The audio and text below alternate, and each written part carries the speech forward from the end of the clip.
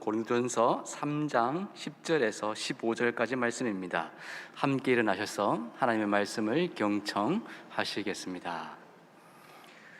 내게 주신 하나님의 은혜를 따라 내가 지혜로운 건축자와 같이 틀을 닦아둠에 다른 이가 그 위에 세우나 그러나 각각 어떻게 그 위에 세울까를 조심할지니라. 이 닦아둔 것 외에 능히 다른 틀을 닦아둘 자가 없으니 이 틀은 곧 예수 그리스도라.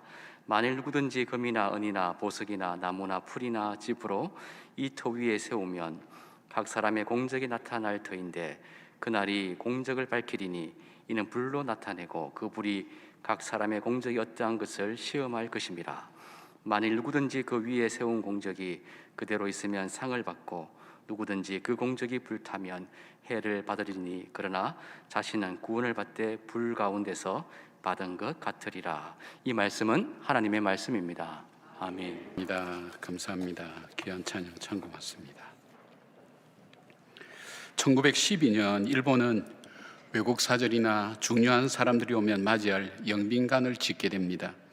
호텔의 이름은 임페리얼 호텔, 이래서 제국 호텔이라고 그렇게 불려집니다. 이때 미국 현대건축의 아버지인 프랭클 로이드 라이트라고 하는 건축가를 초청합니다. 건축하려는 이 땅을 조사한 프랭클 로이드 라이트는 이곳은 큰 건물을 짓기에는 지반이 너무 약하다는 것을 알고 설계에 굉장히 많은 공을 들이게 됩니다. 1912년 설계부터 시작된 건축은 무려 11년간의 세월을 거쳐서 완성하게 됩니다. 다른 건물의 몇 배 이상의 시간과 비용이 들어간 것이죠. 그래서 당시에는 이 건축물에 대해서 쓸데없는 비용과 쓸데없는 돈을 들여서 실패한 작품이라고 그렇게 사람들이 평했습니다. 1923년도 9월 1일 이 호텔의 피로연이 열릴 예정이었습니다. 그때 관동 대지진이 덮쳐서 동경 시내에 있는 모든 건물이 붕괴되거나 무너지고 불타버렸습니다. 그런데 이 제국 호텔은 거의 상처가 없이 변함없는 형태를 유지하게 되었습니다. 이때부터 사람들은 이 건물과 동시에 이 건물을 건축한, 설계한 프랭클 로이드 라이트라는 사람의 건축 방식에 대해서 관심 갖기 시작했습니다. 이 건물은 특별한 공법을 사용했는데 그것은 중요한 점은 기초와 그리고 이 구조에 관심을 갖고 있었고, 대규모 호텔로는 세계 최초로 건물 전체에 스팀 난방을 채용하며 내진과 방화에 대한 획기적인 기술을 도입한 그런 건물이었던 것입니다. 이 제국 호텔은 1968년도에 새로운 건물을 짓기 위해서 헐었다고 그러는데, 제가 거기에서 공부하는 분 얘기를 들어보니까 이 건물을 헐지 않고 다른 곳으로 옮겨서 보존을 했다고 얘기합니다. 그 건축의 아름다움과 그리고 그 견고함을 잘 자랑해주는 대표적인 건축물로 일본에서 자리 잡게 되었습니다. 바울은 오늘 본문에서 우리의 인생도 건축에 비유해서 말씀하고 있습니다. 우리의 믿음 생활은 집을 짓는 것과 마찬가지라는 것입니다. 그런데 어떤 집을 지어야 될 것인가 할 때 오늘 사도 바울은 무너지지 않는 집, 그리고 아름다운 집을 지으라고 그렇게 우리에게 권면합니다. 우리의 삶을 사는 것도 마찬가지입니다. 집을 짓는 것인데 어떤 집을 지을 것인가, 어떻게 지을 것인가 할 때에 우리에게 정말 무너지지 않는 우리 인생의 집, 그리고 견고한 집, 아름다운 집을 지을 수 있다면 얼마나 좋겠습니까? 왜냐하면 우리 인생은 전문가라는 것이 없지 않습니까? 보통 세상 일은 10년, 20년 하면 전문가라는 칭호를 보내주고 그 사람의 실력을 보장해 줍니다. 그러나 우리 인생은 40년, 50년 살아도 한순간에 무너지는 사람들이 얼마나 많습니까? 황혼이혼이 늘어나면서 가정에 끼어져 나가고 아름다웠던 모든 쌓아놓던 것이 한꺼번에 무너지는 것이 우리 인생이라면 집을 잘 짓는 것, 우리 인생을 잘 사는 것은 우리에게 무척 중요한 것입니다. 사도 바울이 오늘 우리에게 어떤 집을 지으라고 말씀하고 있는가? 내 인생의 집을 다시 한번 돌아보면서 이 위기와 어려움의 때에 나는 어떤 집을 지으며 내 인생을 살아갈 것인가를 생각하는 우리 모두가 되었으면 좋겠습니다. 첫 번째로 예수 그리스도에게 기초를 둔 믿음의 집을 지으라고 얘기합니다. 본문 10절, 11절 말씀인데 세 번역으로 제가 읽어드리겠습니다.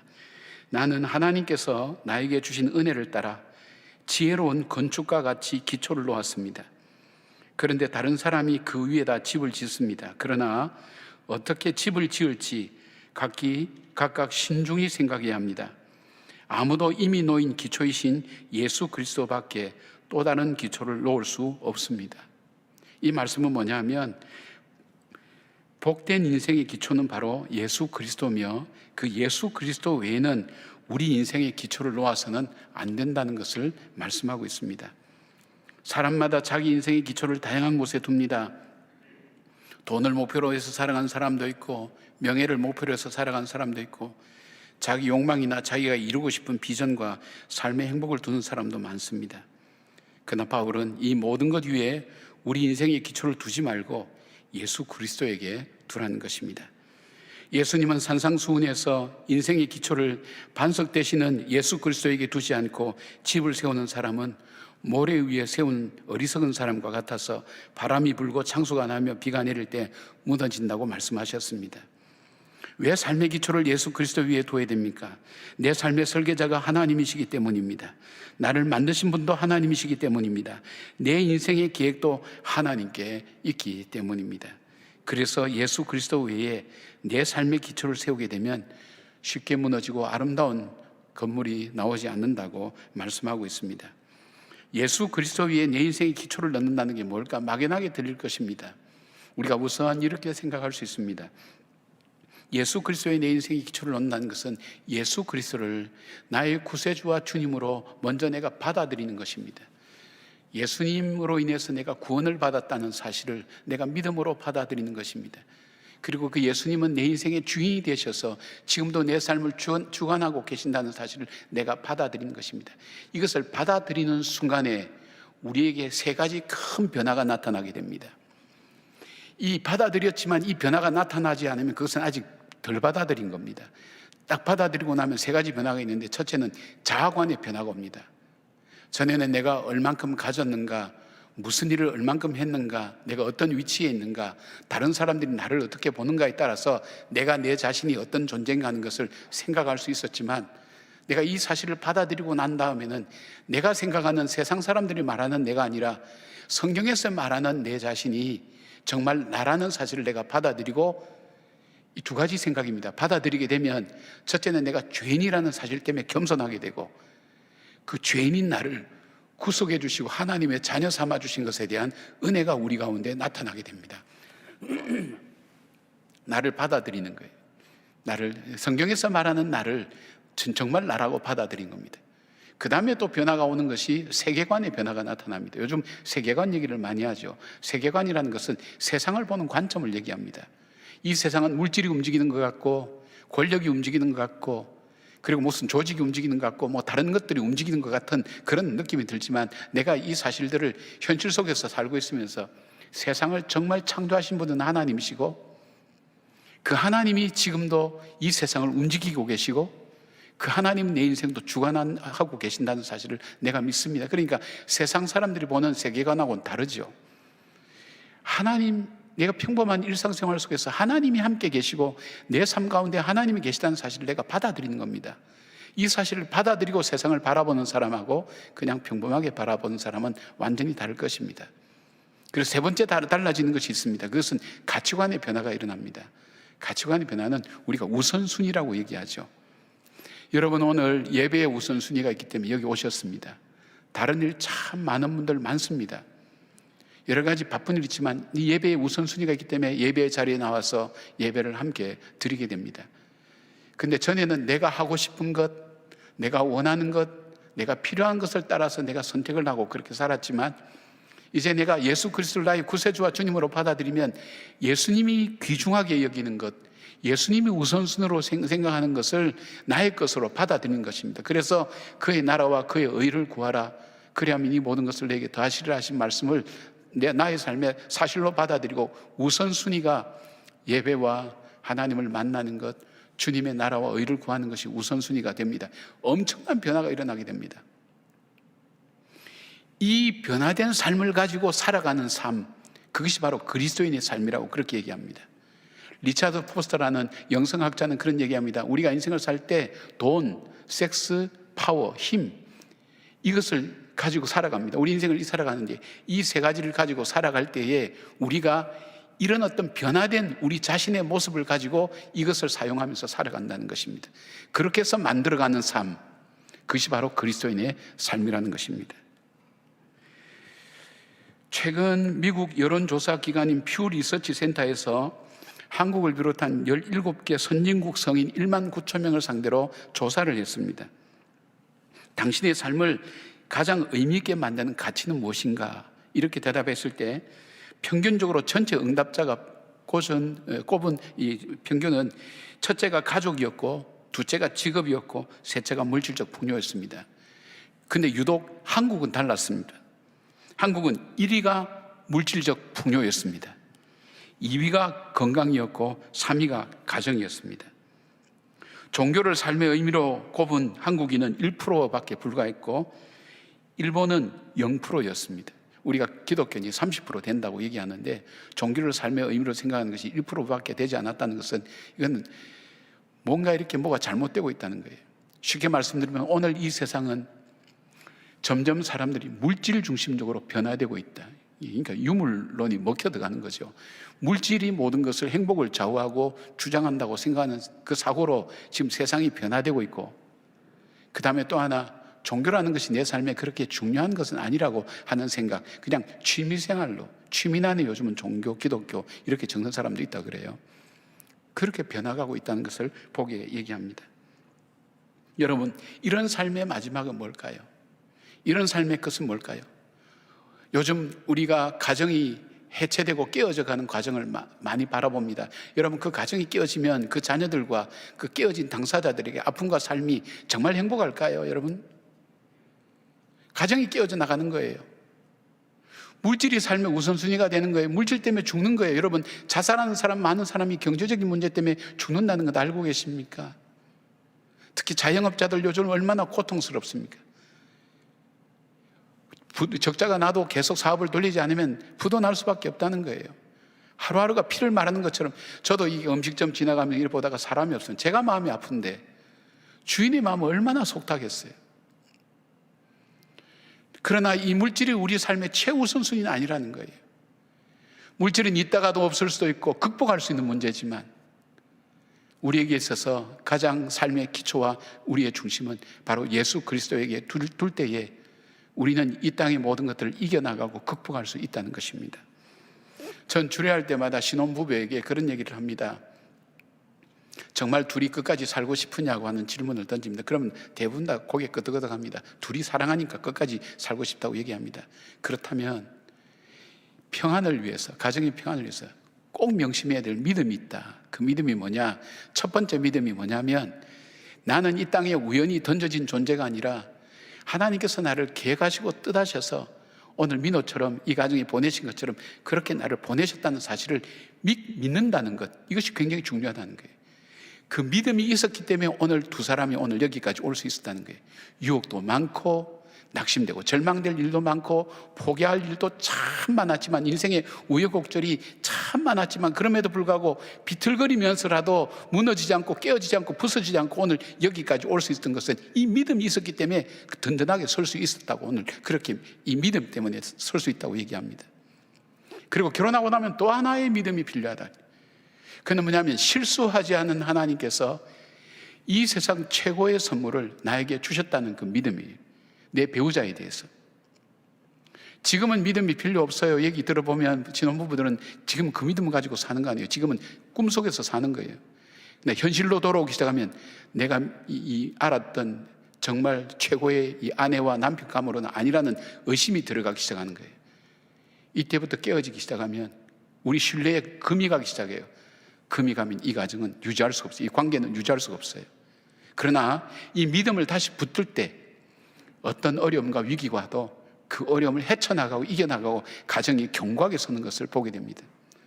사실 저도 제 살아온 삶의 이 모습을 돌아보면 제 아내와 함께 참 감사했던 것은 이 믿음이 무너지지 않았던 것 같아요. 예수 믿으니까 당연히 그렇지, 뭐 그럴 수 있겠죠. 그렇지만 그러나 우리가 인생에 살아온 삶을 돌아보면 우리에게 만약 이 믿음이 없었더라면 얼마나 깨어지고 부서질 위기가 우리 가운데 얼마나 많았을까. 그럼에도 불구하고 한 번도 그런 생각 해본 적이 없어요. 그렇기 때문에 어려움이 와도 같이 극복하고 헤쳐나가고 믿음으로 여기까지 올 수 있었고 사역도 감당할 수 있게 된 겁니다. 왜 그럴까요? 예수 그리스도에게 인생의 자기 삶의 기초를 둔 사람은 무너지지 않습니다. 어려움을 겪고 힘든 일도 당하지만, 그러나 흔들릴 수도 있지만은 그러나 무너지지 않습니다. 여러분의 삶의 기초가 오늘도 예수 그리스도에게 있는지 이 코로나 시대에 다시 한번 돌아보시길 바랍니다. 돈에 있는지, 내가 쌓아온 어떤 업적에 있는지, 지식에 있는지, 어떤 것에 있는지, 그 무엇보다도 내가 예수 그리스도 위에 내 인생의 기초가 있는지, 내 생각과 내 가치관과 내 판단의 어떤 기준이 예수 그리스도를 믿는 거기에 있는지 잘 살펴보셔서 여러분의 집이, 여러분의 인생의 집이 무너지지 않고 끝까지 견고하게 아름답게 서가는 그런 집이 되기를 바랍니다. 두 번째로 이 사도 바울이 얘기하는 집은 어떤 집을 지어야 될 것인가? 시험과 시련을 이겨내는 믿음의 집을 지으라고 그렇게 권고합니다. 건축에 있어서 어디에 기초를 세우냐가 중요합니다. 그런 다음 어떤 자재를 사용해서 집을 짓느냐가 중요합니다. 그 이유는 여기에서 시련과 시험을 이기는 믿음의 집을 세우라는 이유는 뭐냐면 시련과 고난을 이겨낼 수 있어야 하기 때문입니다. 산상수훈에 보면 예수님은 지어진 집에 비가 내리고 창수가 나고 바람이 불어서 그 집에 부딪힌다고 말씀합니다. 오늘 본문에서 바울은 이 집은 불로 태워질 때가 있다는 것입니다. 그래서 비가 오고 창수가 나고 바람이 불어도 견고하게 설 수 있고, 불이 나도 모든 것을 다 태우는 것이 있다 할지라도 흔들리지 않고 없어지지 않고 그대로 남아있는 집을 세우라는 것입니다. 13절에는 불과 같은 시험이 그 세운 집을 테스트해 본다는 것입니다. 믿음에는 시험과 유혹이 따라옵니다. 시험과 유혹이 따라오는 이유는 여러 가지 이유가 있습니다. 주님께서 그 믿음을 테스트해 보시기 위한 것도 있지만은 우리 속에 있는 우리의 죄성이 스스로 자기 욕망을 따라 선택하려고 하는 그 일 때문에 우리가 스스로 넘어지게 됩니다. 사단이 우리에게 주는 시험과 테스트도 있습니다. 그러나 어떤 테스트든 어떤 어려움이든 어떤 유혹이든 그 과정을 통과할 수 있는, 이겨낼 수 있는 그런 단단한 믿음의 집을 지으라는 것입니다. 물고기 2마리와 보리떡 5개로 5,000명을 먹이고, 예수님은 제자들을 채촉해서 배를 타고 건너편으로 가게 하고 예수님은 기도하러 가셨습니다. 배가 바다 한 봉판쯤 갔을 때 태풍이 몰아치면서 뱃사람 중심으로 된 어부 중심으로 된 이 제자들이라 할지라도 두려워서 공포 상태에 빠졌습니다. 예수님이 무리를 걸어오니까 유령이라 그러고 전부 다 정신 나간 얘기를 하고 있을 정도로 그만큼 급박한 상황이었습니다. 근데 예수님께서 내니 두려워 말라 하고 배에 오르시니 파도가 잔잔해졌다고 그렇게 말씀하고 있습니다. 여러분, 물고기 2마리와 보리떡 5개로 5,000명 먹인 것, 그냥 우리는 신화처럼 듣잖아요. 성경이니까 신화처럼 그런 일이 일어날 수 있을까? 그럴 수 있을 거야? 예수님이니까 가능할 거야? 이렇게 무조건 믿는 것이 아니라 현실적으로 한번 생각해 보시면 이것이 가능한 일인가? 그래서 그 사람들 마음속에는 이거는 메시아가 아니면 되지 않는 그 믿음을 그 현장에서 굳게 가졌어요. 그런데 이 사건을 정리하는 마가는 그 마지막에 이렇게 표현하고 있습니다. 마가복음 6장 52절에 보니까 이는 그들이 그 떡 떼시던 일을 깨닫지 못하고 그 마음이 둔하여졌음이라. 무엇을 봅니까? 그 광야에서의 5,000명 먹이던 그 믿음이 그 다음 사건으로 이어지지 않는다는 거예요. 우리가 한번 믿음의 체험을 했습니다. 하나님의 은혜를 체험했습니다. 하나님의 능력을 체험했습니다. 그런데 그것이 그 다음 일에 연결이 안 된다는 거예요. 그 다음 일은 그 다음대로 또 동일하게 염려하고 시험당하고 어려움을 당한다는 거예요. 그래서 주님은 우리에게 이 믿음을 점검해 보시기를 원하신다는 것입니다. 이들 속에 정말로 물고기 2마리와 보리떡 5개로 5,000명 먹이신 이 크고 놀라운 사건이 그들에게는 믿음으로 남아있는가? 그 믿음이 다음 문제를 해결할 때 한 계단 한 계단 올라가며 극복하는 시련과 어려움을 이겨낼 수 있는 그런 믿음의 분량이 되어 있는가? 마찬가지로 주님께서는 우리의 삶을 통해 우리의 믿음을 점검해 볼 때 다 타서 없어지는 것으로 하지 말라고 말씀하고 있습니다. 신명기 8장 16절 보니까 내 조상들도 알지 못하던 만나를 광야에서 내게 먹이셨나니 이는 다 너를 낮추시며 너를 시험하사 마침내 내게 복을 주려 하심이었느니라. 여러분, 하나님께서 사랑하는 이스라엘 백성들 430년간 애굽에서 종살이 살았으면 고통은 그것으로 충분하지 않습니까? 그런데 하나님께서 그 백성들을 불러냈어요. 불러내서 해방을 시켜줬으면 바로 가나안 땅에 들어가서 좀 편하게 살게 해야지, 자유롭게 살게 해야지. 그 애굽보다 더 힘들었던 광야로 몰아넣었단 말이에요. 너무하지 않습니까, 여러분? 오죽했으면 이스라엘 백성들이 그 노예 상태인 애굽이 더 그립다고 얘기할 정도로 광야의 시련과 어려움이 얼마나 혹독했습니까? 그러나 하나님께서 신명기를 통해서 그 40년의 광야 생활을 거치고 난 그들에게 이것을 이렇게 설명합니다. 네 조상들도 알지 못하는 만나를 먹었지. 근데 너를 낮추시고 너를 시험하사 마침내 내게 복을 주려 하십니다. 그렇게 그 과정을 거쳐야 하나님의 사명자로 살아갈 수가 있는 겁니다. 가나안 땅에 들어갈 수가 있는, 가나안 땅의 백성이 될 수 있는 겁니다. 이 광야를 거치지 않으면, 광야는 가나안 땅과 연결되어 있습니다.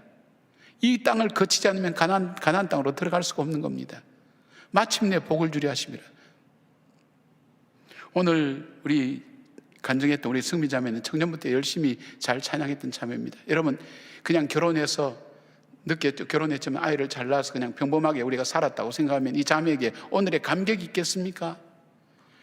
이 민호가 저절로, 하나님께서 저절로, 내가 결혼하니까 저절로 뭐 아이가 생긴 모양이다, 단순히 생각하고 지나가면서 애들 크는 거는 보고 즐거워하지, 마음속에 정말 하나님이 살아계시구나, 하나님이 이 아들을 살려주셨구나, 하나님께서 이 아들을 나에게 정말 특별한 아들을 주셨구나, 그 믿음과 마음 가지고 양다리 걸치던 것 언제까지나 그렇게 살아갈 겁니다. 안 그렇습니까? 그러나 그 시련을 통과하지 않았습니까? 저는 한번 가끔 이렇게 상상을 많이 해봅니다. 홍해를 건널 때 물 기둥이 세워져서 물이 넘실거리고 이쪽으로 넘어올 것 같은데 그 땅을 건너가는 것, 여러분 죽지 못해서 그 땅까지 정말 몇 년 정도로 갈 수 있다고 생각하십니까? 또 그거는 그거대로 괜찮다 생각하지만 요단강 갈라놓지도 않고 갈 때 물벽이 생겼다 그렇지 않습니까? 물이 넘실거리고 침몰할 것 같은데 가라고 그러니까 그 말씀에 순종해서 가는 것 자체가 쉬운 일입니까? 그러나 그 땅을 통과해야만이 갈 수 있는 곳이 가나안 땅이라면 그 땅을 통과해야 되는 것입니다. 주님은 그 믿음을 우리에게 테스트해 보신다고 말씀하셨습니다. 베드로는 자기의 경험을 보면서, 야고보는 야고보서 1장 2절부터 4절까지 이렇게 말씀합니다. 내 형제들아, 너희가 여러 가지 시험을 당하거든 온전히 기쁘게 여기라.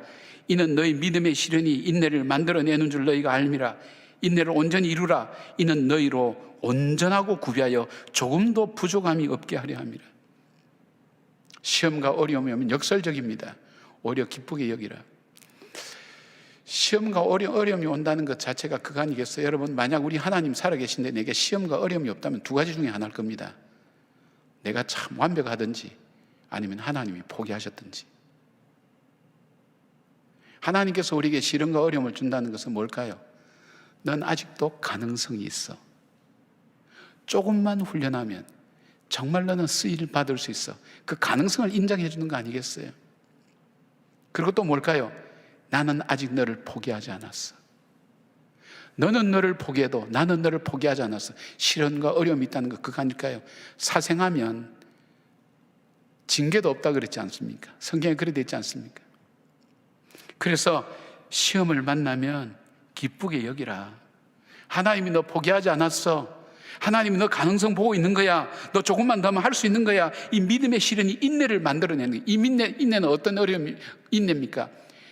요단강을 통과하는 그 능력입니다. 인내는 뭡니까? 홍해를 건너가는 능력입니다. 하나님께서 어려움을 통과하고 이겨나갈 수 있도록 하나님께서 그렇게 우리를 만들어 가신다는 것입니다. 그래서 성경에 보면 주님을 믿으면 시련과 시련이 없다고 말씀하지 않았습니다. 오히려 주님은 그 어려움 가운데 인내하라고, 내가 너와 함께 하겠다고, 잘 견뎌나가라고, 이겨나가라고 주님은 오히려 그렇게 말씀하시는 겁니다. 시련과 역경을 이겨낼 수 있는 믿음의 집을 세운다는 것. 베드로는 자기의 경험을 바탕으로 베드로전서 4장 7절 이렇게 말씀합니다. 사랑하는 자들아, 너희를 시련하려고 오는 불시험을 이상한 일 당하는 것 같이 이상히 여기지 말라. 근데 참 여기 재밌는 단어가 뭐냐면 불시험이라 그랬어요. 정말 뜨겁고 견디기 어려운 시험, 이것이 온다 할지라도 이상하게 여기지 말라. 이걸 통해서 인내를 이루고, 인내를 통해서 믿음을 마침내 주님께서 세워주셔서 온전히 구비하여서 마침내 복을 주려 하시는 하나님의 계획, 바로 이 광야를 지나서 가나안 땅으로 가는 그 길에 바로 물벽이 쳐 있는 바로 그 요단강을 건너는 그 힘, 고난과 시련을 통해서 다듬어진 이스라엘 백성의 모습이었습니다. 사랑하는 여러분, 오늘 저는 그렇게 생각합니다. 여러분이 이 어려울 때 예배당에 와서 예배를 드리고 있는 여러분이 그냥 살아오셨겠냐? 저는 그렇게 생각합니다. 절대 그냥 살아오지 않았습니다. 온갖 시련과 어려움 겪으면서, 그러면서도 불구하고 나를 붙드신 그 하나님의 은혜를 사모하면서 나왔다고 저는 그렇게 믿습니다. 그 믿음 때문에 여기까지 걸어온 것입니다. 이 믿음을 가지고 우리가 앞으로 남은 생애 동안 힘들고 어려운 일이 있어도 헤쳐나가고 믿음으로 이겨나가는 그 믿음의 집을 지으라고 주님은 말씀하고 있습니다. 저는 이 코로나라는 것이 한국의 가정을 하나님께서 테스트해 보신다고 봅니다. 한국 교회를 테스트해 본다고 생각합니다. 교인들이 떠난다고 얘기합니다. 예, 그럴 수 있습니다. 떠날 수 있습니다. 그러나 여러분 다시 한번 생각해 보십시오. 이 위기의 파도 앞에 휩쓸려서 그냥 지나갈 것인가? 이 위기 앞에 내가 붙드는 그 예수를 다시 강건하게 붙들고 이 어려움을 헤쳐나가며 말씀으로 믿음으로 이겨나갈 것인가? 그 선택은 우리의 몫인 것 같습니다. 주님은 오늘 우리에게 말씀합니다. 이겨나가라고. 믿음 붙들고 시련과 어려움을 이겨내는 든든한 믿음의 집을 짓는 저와 여러분 되기를 주님의 이름으로 축복합니다. 세 번째로는 상급이 있는 믿음의 집을 세우라고 말씀합니다. 상급이 있는 믿음의 집. 14절 15절 말씀에 만일 누구든지 그 위에 세운 공적이 그대로 있으면 상을 받고 누구든지 그 공적이 불타면 해를 받으리니 그러나 자신은 구원을 받되 불 가운데서 받은 것 같으리라 되어 있습니다. 여러분, 우리가 믿는 그 믿음 속에는 반드시 무엇이 들어가 있냐면, 믿음에 여러분 고백하는 그 고백 속에 그 예수 그리스도를 나의 구세주와 주님으로 믿는 그 고백 속에 뭐가 들어있냐면, 우리가 하나님의 심판대 앞에 선다는 사실이 그 안에 포함되어 있습니다. 그러니까 우리 믿음 속에는 나는 반드시 하나님의 심판대 앞에 선다, 그 믿음의 고백이 우리 속에 담겨져 있습니다. 누구든지 다 믿음의 심판대 앞에 설 것입니다. 고린도서 5장 10절에 이렇게 되어 있습니다. 이는 우리가 다 반드시 그리스도의 심판대 앞에 드러나 각각 선악간에 그 몸으로 행한 것을 따라 받으려 함이라. 그래서 집을 지을 때에 불이 나면 다 타버리는 나무나 풀이나 집으로 짓지 말고 금이나 은이나 보석으로 지으라고 그렇게 말씀합니다. 왜냐하면 마지막에 모든 것이 드러날 때 불타 없어지지 않고 언제까지나 남아있는 믿음의 상급을 보기 때문입니다. 마지막 때에 다 타버리면 자신은 구원을 받되 불 가운데서 받는 것 같다고 합니다. 남는 것이 하나도 없으니까 부끄러운 구원을 받는다는 것입니다. 여러분, 롯의 가정을 아시지 않습니까? 이들은 아브라함과의 관계 속에서 이제 아브라함을 떠나야 되는데 어느 쪽으로 갈 것이냐 하니까 풍성해 보이는 소돔과 고모라 쪽으로 방향을 정합니다. 그들은 갔습니다. 성공했습니다. 돈도 많이 벌었습니다. 부유하게 됐습니다. 마을에서도 인정받아서 마을 어귀에서 나그네를 맞이하는 그 직분도 맡았습니다. 굉장히 인정받은 겁니다. 딸도 둘이나 놓았습니다. 사이도 보았습니다. 부족함이 없습니다. 풍족합니다. 자유롭습니다. 얼마나 아름다웠고 행복한지 모릅니다. 그런데 하나님께서 이 소돔과 고모라를 심판하실 때에 심판의 불에 그가 일평생 수고하고 애쓴 것, 모든 것 다 타버렸습니다. 그리고 그 안에는 나의 눈물과 땀과 그리고 나의 수고가 들어있는 저 재산, 저 모든 것, 이루어 놓은 모든 것, 그것 바라보고 주님의 말씀을 생각하지 않고 그것 미련에 뒤돌아보다가 소금기둥이 되었습니다. 두 딸들은 아버지와 관계에서 자손을 퍼뜨리는 불행한 가정의 구원이 그 가정에 있었던 것을 보게 됩니다. 이루어 놓은 것 다 타버리면 없어집니다. 나에게 마지막에 남아있는 것이 아무것도 없다면 무슨 소용이 있을까요? 우리가 살아가는 삶의 과정도 중요하지만은 그러나 마지막 그 삶의 결론이 나에게 남아있는 것이 아무것도 없다면, 마지막에 가서 양과 염소의 심판처럼 내가 주님을 위하여 무엇을 했고 상을 받을 것처럼 얘기했지만 이 악한 것들아 난 너희를 알지 못한다. 이 염소 같은 신자들아 난 너희를 알지 못한다고 주님이 내치면 마지막은요, 기회가 없다는 것이 결정적이에요. 회복할 기회가 없어요. 끝나는 거예요. 그 마지막이 온다면 얼마나 당황스럽겠습니까? 그 마지막에 우리의 인생을 불태워본다는 거예요. 뭐가 남는지. 흙이나 집이나 지푸라기 같은 것으로 지은 그 집은, 나무나 이런 거 지은 건 다 터서 없어서 남는 게 없습니다. 부끄러운 구원을 받는다는 것입니다. 그때에도 견고하여서 아름다워서, 보석으로 짓는 건 은과 금과 그리고 보석으로 짓는 아름다운 집도 필요하지만 불에 태워도 태워지지 않는, 변치 않는 하나님 앞에 정말 드러낼 만한, 드릴 수 있는 그런 삶을 살으라는 것을 말씀하고 있습니다. 자, 우리가 상급을 받는 그 믿음은 어떤 것일까요? 그 집은 본문에서 16절에 보시면 너희는 너희가 하나님의 성전인 것과 하나님의 성령이 너희 안에 계신 줄 알지 못하느냐, 그렇게 되어 있습니다. 요약하면 성령으로 지어져 가는 집이 되라는 것입니다. 왜냐하면 우리가 하나님께서 거하시는 성전이기 때문입니다. 성령으로 지어진다는 게 뭘까요? 우리의 삶 속에 성령의 열매를 따라서 삶을 만들어가는 것입니다. 우리가 성령의 열매를 맺고 우리의 성령의 열매를 맺은 그 삶을 만들어가는 삶, 그것이 바로 성령의 삶이요 지혜로운 사람의 삶인 것입니다. 갈라디아서 5장 25절은 이렇게 말씀합니다. 만일 우리가 성령으로 살면 또한 성령으로 행할지니 되어 있습니다. 자, 그렇다면 금과 은과 보석으로 지은 집으로 마지막 날에 하나님 앞에서 설 때에 불타서 없어지지 아니할 삶은 어떤 삶입니까? 성령의 열매를 맺는 삶, 성령을 따라 사는 삶이 바로 그런 삶이라는 것입니다. 막연할 수 있겠죠. 그러나 이걸 좀 더 요약을 잘 정리한 갈라디아서 5장 22절부터 나오는 성령의 열매를 우리가 한번 살펴보면, 이동호 목사님 책을 보니까 재미있게 분류를 했더라고요. 이 세 가지를. 이 성령의 열매는 9가지인데, 성령의 열매는 어떤 열매들이냐? 첫째는 하나님과의 관계에서 맺어야 할 열매, 자신과의 관계에서 맺어야 될 열매, 다른 사람과의 관계에서 맺어야 할 열매가 있다는 거예요. 쉽게 말하면 하나님과의 관계에서 이루어져가는 인격은 사랑, 희락, 화평, 하나님과의 인격적인 관계에서 만들어져가는 인격이 바로 사랑, 희락, 화평. 그 다음에 이웃과의 관계에서 이루어져가는 인격은 오래 참음, 자비, 양선. 세 번째는요, 자신과의 관계에서 이루어져가는 인격은 충성, 온유, 절제라고 되어 있습니다. 솔로몬은 잠언 24장 3절에서 4절에 집은 지혜로 말미암아 건축되고 명철로 말미암아 견고히 되며 또 방들은 지식으로 말미암아 각종 귀하고 아름다운 보배로 채우게 되느니라고 말씀합니다. 여러분의 집이 이런 집이 되기를 바랍니다. 집은 지혜로 말미암아 건축되고 명철로 말미암아 견고히 되며 또 방들은 지식으로 말미암아 각종 귀하고 아름다운 보배로 채우게 되느니라. 이런 축복이 여러분의 축복이 되기를 바랍니다. 이렇게 얘기를 해도 아멘을 하지 않는 기가 막힌 분들이 계신데, 놀라운 분들입니다. 기적입니다. 다시 한번 하겠습니다. 집은 지혜로 말미암아 건축되고 명철로 말미암아 견고히 되며 또 방들은 지식으로 말미암아 각종 귀하고 아름다운 보배로 채우게 되느니라. 아멘. 이런 삶을 사모하시기를 바랍니다. 사모하는 대로 이게 되어지는 것을 봅니다. 미국 샌프란시스코, 제가 잠깐 머물렀던 샌프란시스코 남쪽에 로스 알토이라는 마을이 있었습니다.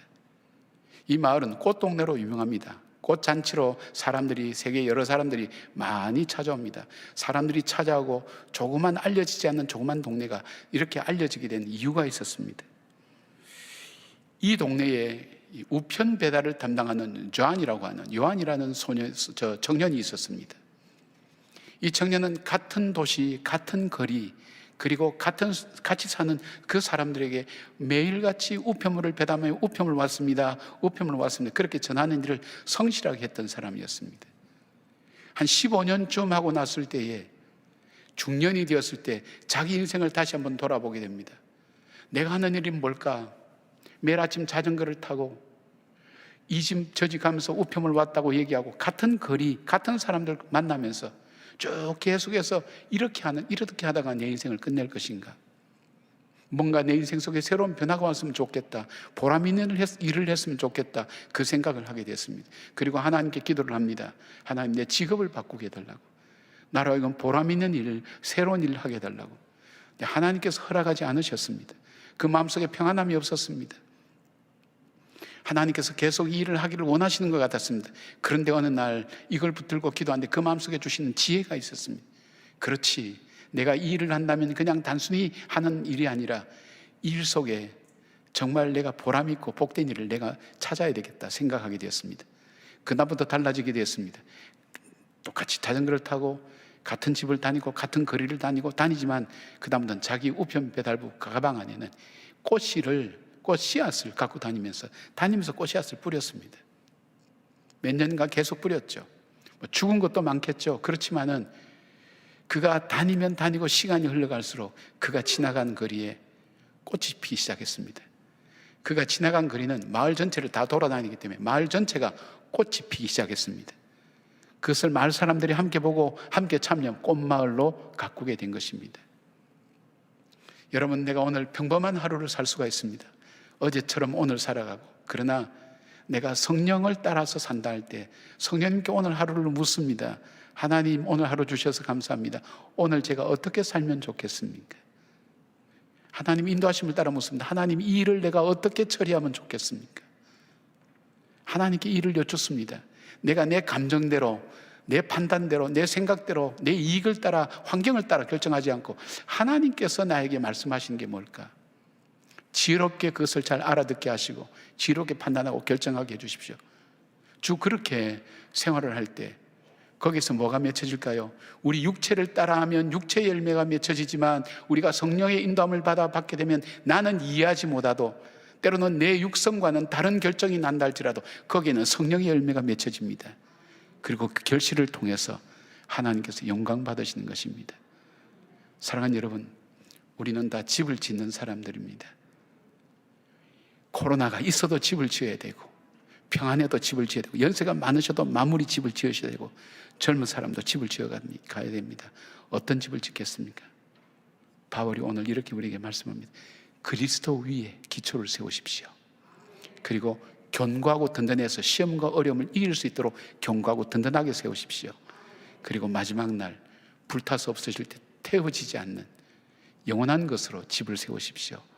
그럴 때에 주님께서 우리에게, 우리 인생 속에 우리가 이 땅을 떠나는 날 아버지 심판대 앞에 섰을 때에 정말 상급을 받고 칭찬을 듣는 그런 인생으로 살아가는 저와 여러분 되시기를 주님의 이름으로 축원합니다. 아멘. 기도하겠습니다.